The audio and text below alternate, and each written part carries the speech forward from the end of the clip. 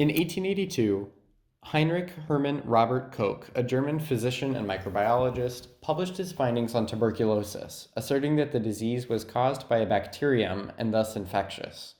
Preceding Koch's findings, tuberculosis, often identified as multiple diseases with names including consumption, the White Death, and phthisis, was a poorly understood illness believed to be passed from one individual to another along hereditary lines, or acquired through moral or sexual destitution.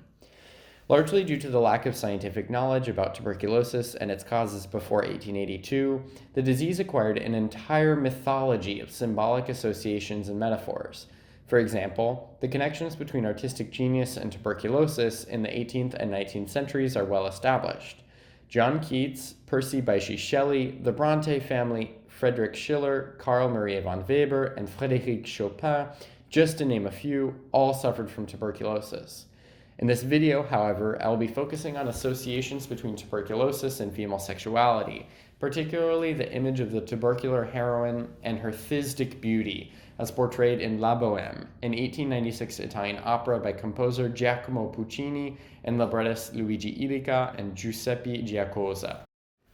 La Bohème, based on the French author Henri Murger's serialized Scènes la vie de Bohème, opens on the night of Christmas Eve, 1830, and tells the story of four young bohemians living in the Marais district in Paris. The four destitute companions, Rodolfo, a poet, Marcello, a painter, Schaunard, a musician, and Colline, a philosopher, live together in a frigid Parisian apartment and struggle to profit as artists under the recently established July monarchy. When Rodolfo first meets Mimi, a neighbor who has come to ask him to light her candle, he is struck by her beauty. He notes her cold hand, pale skin, and sick-looking face as among her defining characteristics. In this case, Mimi's beauty is intrinsically linked to her disease, and the characteristics that Rodolfo finds most striking are those that mark her as a sufferer of tuberculosis. Though the disease that causes Mimi's cough, pale complexion, weakness, and eventual death is never named in Puccini's opera, it would be clear to a 19th century European audience that her symptoms coincide with contemporary descriptions of tuberculosis.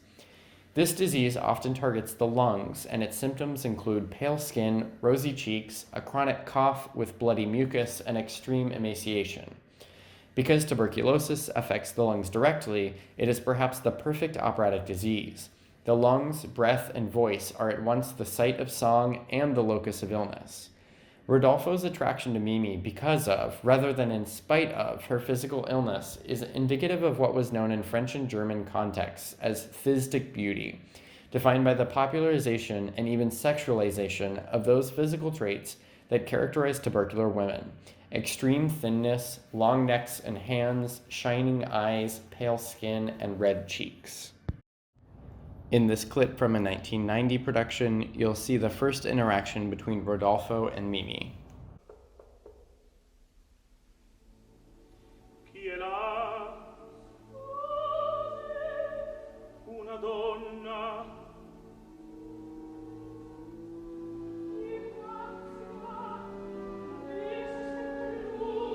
Ecco.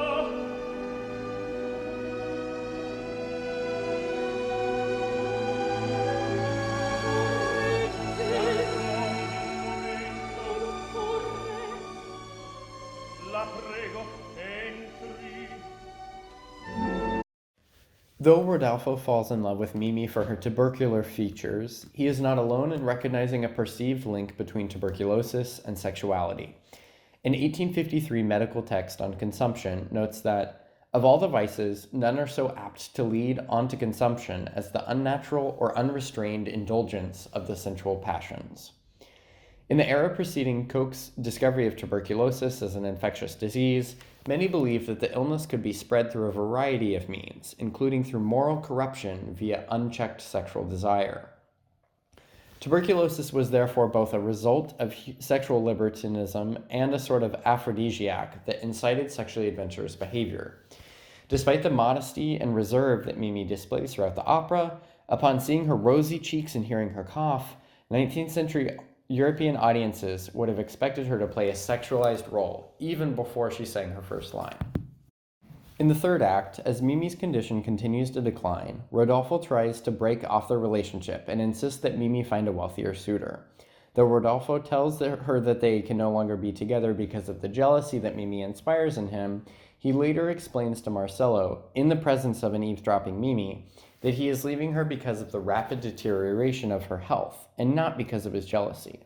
It is Rodolfo's desire that Mimi might meet a wealthier suitor who can better take care of her that encourages her to find a new, more affluent lover.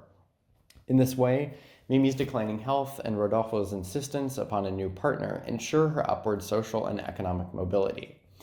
After the 1957 death of Luigi Illica's widow, a full libretto of La Bohème was discovered, including a missing fifth act that was meant to be performed between the current acts 2 and 3, but was never set to music by Puccini. In this lost act, Rodolfo meets Mimi with her new lover, a nobleman who showers her with gifts of clothing and jewelry. Although Mimi is happy for a time in her new life of luxury, the nobleman ultimately ousts her as her inevitable death approaches. Neither Mimi's new social status nor Rodolfo's love prevent the heroine's death, and the opera closes as the four companions grieve over Mimi's body in their cold Parisian apartment. Much like Boccaccio's depictions of bubonic plague in the Decameron reveal the limitations of medicine and the medical mythologies that arose in a vacuum created by the absence of verifiable cures, La Bohème stands as a testament to the intertwining of social and medical categories and the complexity of the multifaceted image of the tubercular woman in 19th century Europe. That image is an amalgamation of a phthisic variation of feminine beauty, sexual depravity, artistic genius, and crippling poverty that coalesce on the character of Mimi. Considering that opera is an art form that necessarily condenses and concentrates both the source materials upon which it is based and the depictions of its characters, La Bohème serves as a broad examination of the cultural practices that fill the void between physical ailment and scientific explanation.